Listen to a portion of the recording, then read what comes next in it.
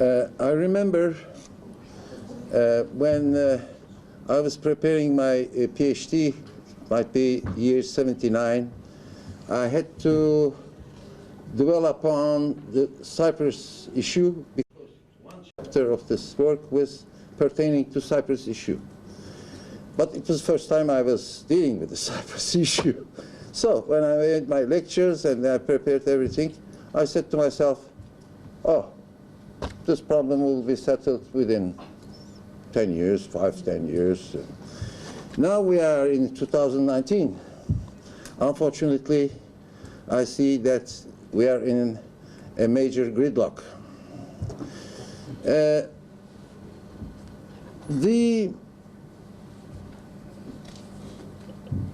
conflict has some important underpinnings which relate to Belgium's problem. So I said to myself, shall I deal with the evolution of Belgian problem and make useful comparisons with the current Cyprus conflict? Then I remembered that during the Annan plan, which I read the Annan plan, I said to myself, oh, that's the Belgium system.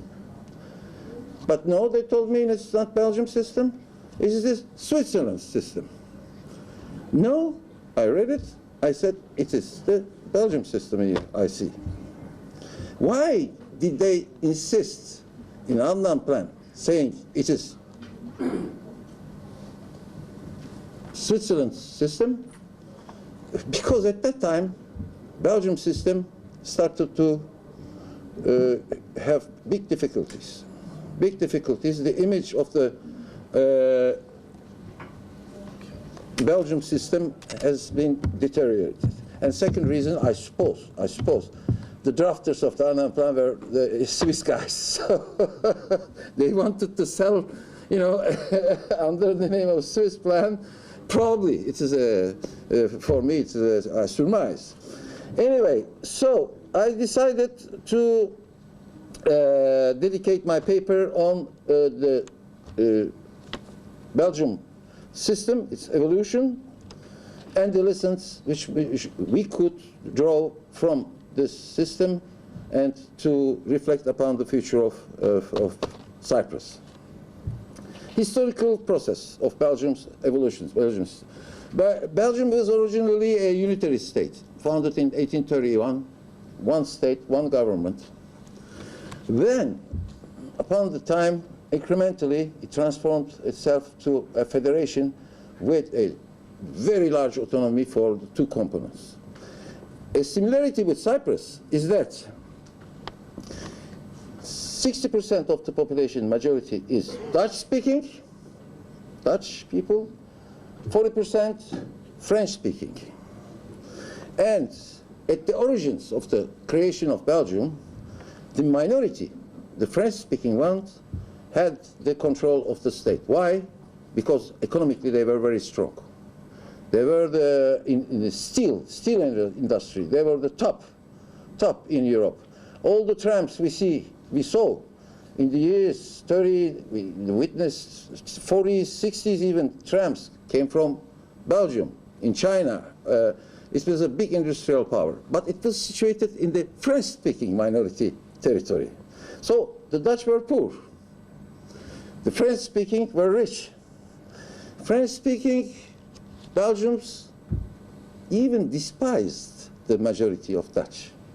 They were speaking Dutch, which is a language, if you hear, which doesn't sound very sympathetic, the difficult language, minority language. At that time, French was the top language, so they were powerful industrially, speaking French. They dominated, the minority dominated the state.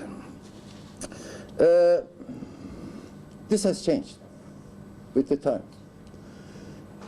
French-speaking, after 1965, French-speaking side declined economically, Dutch-speaking side reinforced itself.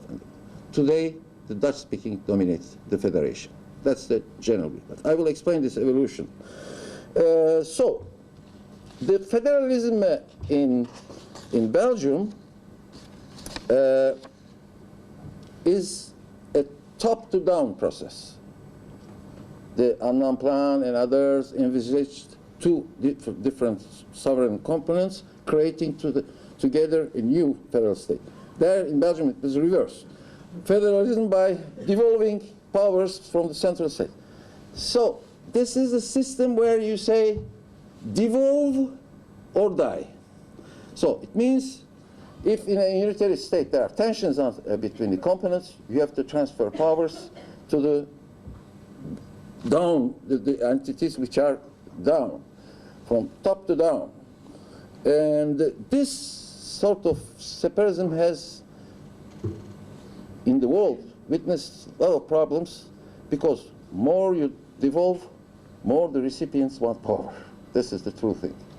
So then it is devolve and die. The state can die. That's a risky process. So the federalization has been very incremental. They started with small devolving powers, and then it started to increase. Belgium has two components, two big communities, as I said, and three regions. North Flemish region, at the center Brussels, bilingual region. Flemish are there, also French-speaking are there, and in the south, French-speaking region. I remember when I came to Belgium, I went to Mons. So we were traveling through the country with my parents. I was seeing Bergen. I said, where is this town, Bergen? They told me finally, it is Mons, but in Flemish. So I was finally, it's a country, funny country. And so, three regions, and at the middle there is a linguistic border, like Yeşilhat, crossing the country from the middle. And this is the linguistic border. That means you can cross freely, but once you cross this middle line, you are in the other linguistic region where only Flemish prevails, or in the south only French. And Brussels is a bilingual city, capital of Belgium, also not officially, but capital of Europe. So there prevails only Dutch and French. This evolution towards the federalism started in 1970, when the Prime Minister said, the Belgium of Papa, grandfather, is that. New Belgium. We will divide the country, unilingualism in each region, and autonomy granting, first they granted cultural autonomy. Then in teaching, including universities, the legislation went to the regions. The languages, official languages of the country prevailing at the central government are Dutch, French, but also German, because we have a very small German community, 60,000. Country globally is 10 million, 4 million French-speaking, 6 million majority Dutch, but we have a small community of 60,000 people, and there we have developed also in cultural matters also big autonomy. It is in Europe. Nobody knows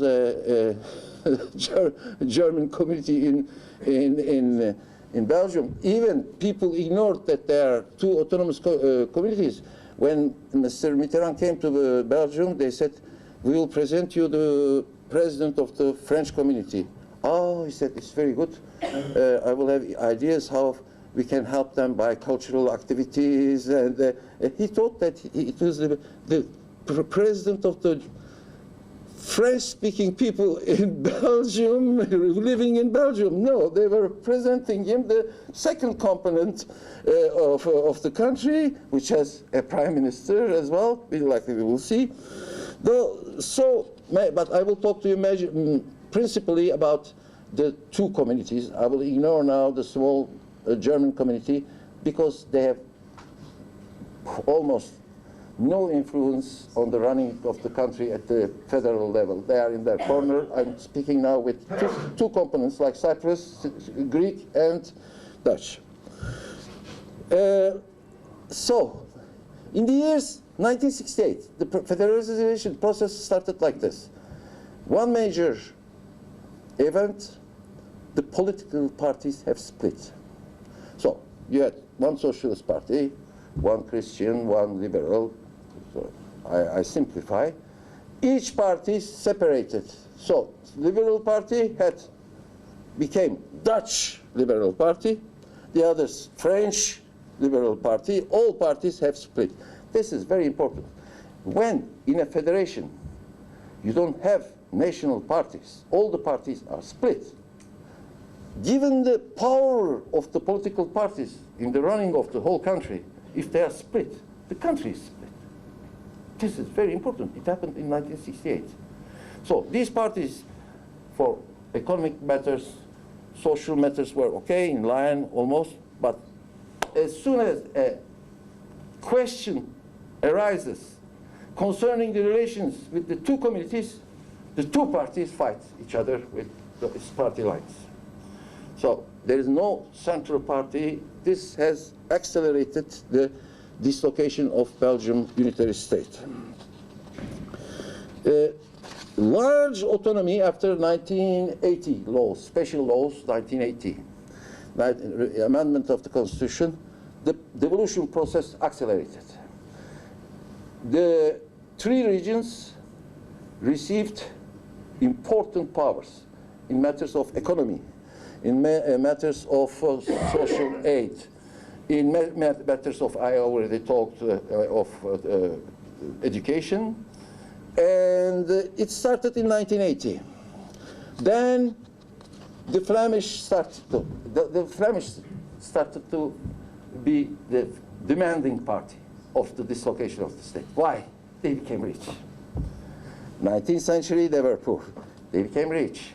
Their influence in the running of the country became much important, and then they realized that they were transferring money to the French-speaking part, south of the country, which is poorer. The ones were saying, in the 19th century, we helped you. You received financial transactions. But it's like a marriage. People forget this. Now I'm the richer one. Oh, okay, if you don't do this, I don't like it, so I'm stopping to collaborate. Let's devolve more, so each one decides what it does. So important powers were devolved. So how these new entities, which we call regions, function? First, they have their own parliaments, their own government, and they call the president of the government. He behaves like the prime minister of the region. They can enact legislation which is at the same level as the national legislation. Normally, in federations, in case of conflict between the federated entities legislation and the federal government level, federal government has techniques to prevail.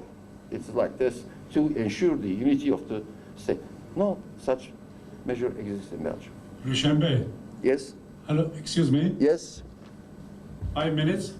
5 minutes? Yes. Okay. So, this... From a long distance, you should have a longer... No. 5 minutes, I finish. I finish in 5 minutes. The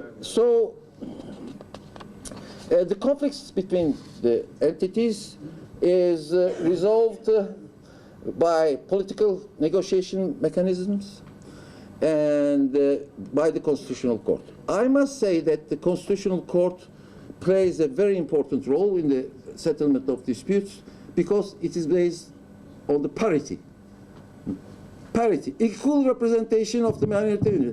This parity exists not only at the level of the Constitutional Court, at the level of the government, parity, Constitutional Court, parity, at the high level of administration, parity, and the ones who occupy the important post must master the two languages. This is the condition.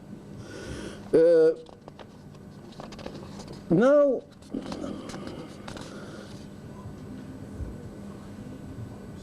I will say a few words, I finish there, with the impact of European Union. Now, the Flemish are demanding even more. They start to talk about confederation. Let me tell you what is the difference between confederation and federation. Federation, you devolve large powers, but the state remains. In the confederation, you have two independent states, which have legal personality in the international area, and the two states, or 3-4 states, get together for some limited purposes, national defense, foreign affairs, and what would be then the situation of Belgium vis-à-vis the European law? I think it can be done. It can be done. Because provided that the two unities, new independent unities, French-speaking Belgium, continue to act as a unitary state in their relations with the EU. They must have one delegation together, which talks on behalf of the federation. This was, and I can refer to the book, during the Annan Plan, the professor who was the advisor of the Irish side has written a book. And I read there that she said, that's the only point we agreed with the Turks, representation at the EU level. And I remember that we proposed, we said, like in Belgium, if you fight together as to your position at the EU level, you just abstain. You don't block the mechanisms at the EU level. So this system could be used in a confederal situation because the European Union doesn't care about the internal organization of the states. What the European Union wants, single interlocutor, to talk with one interlocutor. We are in a dual and paritary federation for the moment, but it's devolving more and more powers. And for this system to work, you must constantly negotiate. It's a painstaking process. It can last a simple point, months of discussion between the two parties. It affects the smooth functioning of the state. But this is the price to pay. No one can act unilaterally. There are mechanisms to stop this. Let me finish with what Mr. Ergin Olgun said in one of his recent publications. I quote him. He wrote it about the hydrocarbons issue. And what he says, these actors, both Greek and Turkish party, must explore new and mutually compatible satisfiers to end the unilateralism and risky escalation connected to the hydrocarbons issue in Cyprus and the broader Eastern Mediterranean, working to transform hydrocarbons into a facilitator to resolve disputes rather than an accelerator for further disagreements in the area. That's it. You must ban the unilateralism in such a system to survive and continue to negotiate. I've finished. Thank you very much. Thank you.